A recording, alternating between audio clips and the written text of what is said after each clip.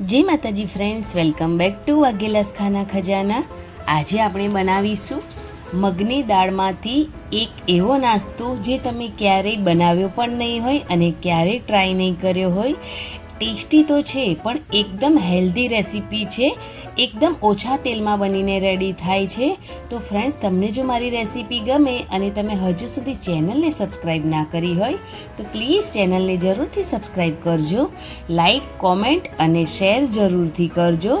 તો ફ્રેન્ડ્સ, એકદમ હેલ્ધી અને ટેસ્ટી રેસીપીની શરૂઆત કરી લઈએ। તો સૌથી પહેલાં મેં અહીંયા જે ફોતરા વગરની પીળી મગની દાળ આવે છે તેને 2 કલાક માટે પાણીમાં પલાળીને રાખી હતી। 2 કલાક પછી એકદમ સરસ દાળ સોફ્ટ થઈ ગઈ છે અને ફૂલી પણ ગઈ છે। તો હવે આ દાળને આપણે પીસવાની છે। તો આપણે આ દાળમાં પાણી બિલકુલ નહીં એડ કરવાનું અને દાળને પીસી લેવાની છે। પણ જો તમને જરૂરત લાગે તો 1 થી 2 ચમચી જેટલું તમે પાણી એડ કરી અને દાળને પીસીને રેડી કરી શકો છો। તો અહીંયા મેં દાળ પીસી લીધી છે અને તેનું જે બેટર છે વધારે ઢીલું થઈ ગયું છે। તો હવે તેની અંદર આપણે એડ કરીશું 1 વાટકી ભરીને સોજી। તમે સોજી, રવો કોઈ પણ એડ કરી શકો છો। હવે સોજીને એકદમ સારી રીતે મિક્સ કરી લેવાનું છે દાળના પલ્પ સાથે, બેટર સાથે એકદમ સારી રીતે મિક્સ કરી હવે તેને 5-1 મિનિટ માટે આપણે ઢાંકણ ઢાંકીને રેસ્ટ આપી દઈશું, જેથી સોજી છે એ ખૂબ સરસ એવી ફૂલીને રેડી થઈ જાય એટલા માટે। તો અહીંયા 5 મિનિટ જેટલો ટાઈમ થઈ ગયો છે અને જે આપણે સોજી એડ કરી હતી તેના લીધે બેટર એકદમ થીક થઈ ગયું છે। તો આપણે આ જ રીતનું બેટર જોઈએ છે। તો હવે તેમાં પાણીનો હવે બિલકુલ ઉપયોગ નહીં કરવાનો આપણે। તેની અંદર થોડા મસાલા એડ કરીશું। અડધી ચમચી જેટલી હિંગ એડ કરી છે મેં અહીંયા। તેની સાથે તીખા લીલા મરચાં એડ કર્યા છે અહીંયા 2 જેટલા એકદમ ઝીણા સમારીને। મીઠું અહીંયા સ્વાદ પ્રમાણે આપણે એડ કરવાનું છે। કાળા મરીનો પાવડર એડ કરવાનો, જેથી આ નાસ્તો ખૂબ સરસ એવો ટેસ્ટી લાગે એટલા માટે। તેની સાથે સૂકા કોપરાનું છીણ અહીંયા 3 ચમચી જેટલું મેં એડ કર્યું છે, જેનો ટેસ્ટ આ નાસ્તામાં ખૂબ સરસ એવો લાગે છે અને નાસ્તો ખૂબ સરસ એવો સોફ્ટ બનીને રેડી થાય એટલા માટે અડધી ચમચી જેટલો ખાવાનો સોડા એડ કર્યો છે।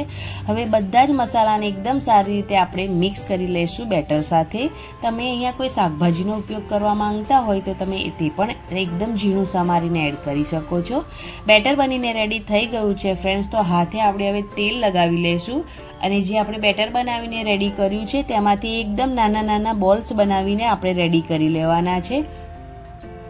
આ રીતના બોલ્સ બને એટલા માટે જ્યારે આપણે દાળને પીસીએ અને દાળ વધારે પડતી તેનું જે બેટર છે એ ઢીલું પડી જાય તો તેની અંદર આપણે જેટલી જરૂર લાગે એ પ્રમાણે સોજી એડ કરી દેવાનું। તો તમારા પણ જે બોલ્સ છે આ રીતના એકદમ કમ્પ્લીટલી બનીને રેડી થઈ જશે। તો મેં અહીંયા બધા જ બોલ્સ બનાવીને રેડી કરી લીધા છે। હવે આ બોલ્સને આપણે સ્ટીમ કરવાના છે। તો સ્ટીમ મેં પહેલાંથી તૈયાર કરીને રાખ્યું છે। તેની અંદર જે બોલની જે ટ્રે છે તે એડ કરી તેને 10 મિનિટ માટે સ્ટીમ કરી લેશું। તો અહીંયા 10 મિનિટ થઈ ગઈ છે અને એકદમ સરસ જે બોલ્સ છે એ સ્ટીમ થઈ ગયા છે। તમે ચાકુની મદદથી ચેક કરી શકો છો। જો તમારું ચાકુ કમ્પ્લીટલી બહાર આવે એકદમ ક્લિયર તો જે આ બોલ્સ છે એ ખૂબ સરસ એવા સ્ટીમ થઈ ગયા હોય અને જો થોડું ઘણું પણ સ્ટીમ બાકી હોય આ બોલ્સ સ્ટીમ થવામાં કચાશ હોય તો તેને ફરી 2-5 મિનિટ માટે સ્ટીમ કરી લેવાના। હવે તમે એમ પણ આ બોલ્સ ખાઈ શકો છો, પણ આપણે તેમાં એક વઘાર કરીશું। તો તેના માટે 2 ચમચી જેટલું તેલ ગરમ કર્યું છે। તેલ એકદમ સારી રીતે ગરમ થઈ જાય એટલે રાઈ એડ કરી દેવાની 1 ચમચી જેટલી। રાઈ એકદમ સરસ રીતે ક્રેકલ થઈ જાય એટલે મીઠા લીમડાના પાન એડ કરવાના। ત્યારબાદ 1 ચમચી ભરીને મેં અહીંયા સફેદ તલ એડ કર્યા છે। સફેદ તલ એડ કર્યા પછી એકદમ ફટાફટ ફૂટે છે એટલા માટે તેની પર મેં ઢાંકણ લગાવી દીધું છે, એટલે એકદમ સરસ રીતે બધા જે તલ છે એકદમ સરસ રીતે ક્રેકલ થઈ જાય એટલા માટે। એકદમ સરસ રીતે તલ પણ ક્રેકલ થઈ ગયા છે। તો અહીંયા મેં 1 ચમચી ભરીને કાશ્મીરી લાલ મરચું પાવડર એડ કર્યું છે। જો તમને વધારે તીખું પસંદ હોય તો તમે અહીંયા તીખું લાલ મરચું પાવડર પણ એડ કરી શકો છો। હવે મરચું બળી ન જાય એટલા માટે 2 થી 3 ચમચી જેટલું આપણે પાણી એડ કરવાનું છે।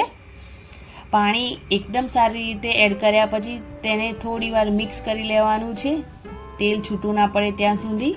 હવે એકદમ સરસ પાણી પણ બળી ગયું છે અને તેલ છૂટું પડી ગયું છે. તો જે આપણે મગની દાળના બોલ્સ બનાવીને રેડી કર્યા હતા તેને એડ કરી દેવાના છે અને એકદમ સારી રીતે મિક્સ કરી લેવાના છે. ગેસની ફ્લેમ છે તે અહીંયા મીડિયમ જ રાખી છે.